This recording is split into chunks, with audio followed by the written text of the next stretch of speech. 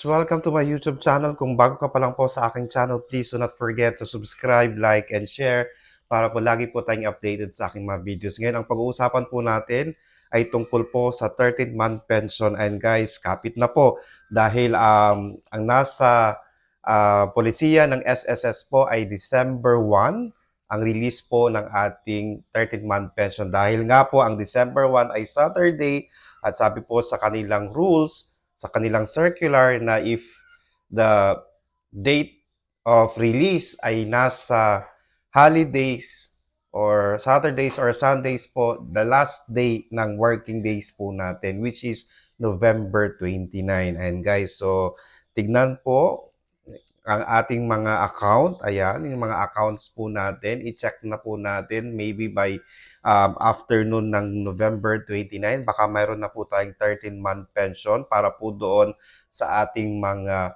first batch. Ayan. Okay, so check nyo pong mabuti ang inyong mga accounts. Sa November 29 po, baka pasok na po tayo doon.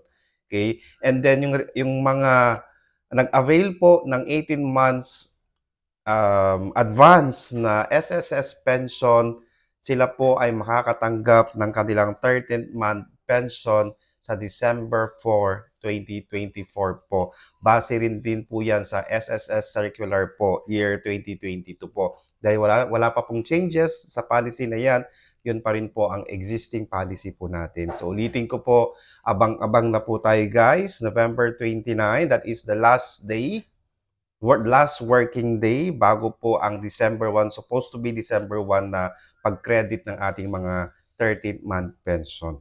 Ayan. So dahil Sunday po ang December 1, sabi ng kanilang circular, the last working day which is November 29. And for the SSS pensioners po natin na nag-advance ng 18 months, ayan, sa December 4 po makikredit ang kanilang 13th month pension. Ayan. So sana po nakatulong po ako. Maraming salamat po sa mga nanonood po ng aking mga videos. Maraming salamat po sa mga nagbabash po, mga nagko-comment po na kung ano-ano po. Maraming salamat pa rin po sa inyo dahil kahit papano napapanood nyo po yung mga video ko po kahit na may mga bashes po kayo, mga bash po kayo, mga comment po na masasakit kung minsan sa akin. Anyways, stay safe. Bye-bye!